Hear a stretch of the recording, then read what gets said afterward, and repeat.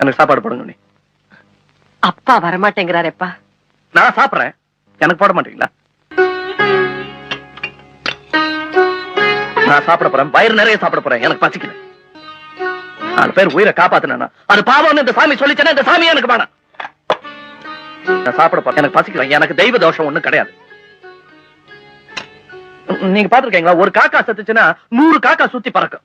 ஒரு மனுஷன் செத்து போனா அதை விட்டுட்டு நாம போய் பாட்டு பாடிட்டு இருக்கணுங்கிறாரு அவரு. சாரி, நான் சாப்பிட போறேன். இந்த நாட்டுல இப்ப கான கச்சேரி தேவையில்லை, ஞான கச்சேரி தான் தேவை. மத்த வீட்டுல ஒரு பொருள் இந்த மாதிரி நல்ல காரியம் செஞ்சுட்டு வந்தா முதுகுல தட்டி கொடுப்பாங்க. இவர் 2 நாள் பட்டினி கிடக்க போறாங்க.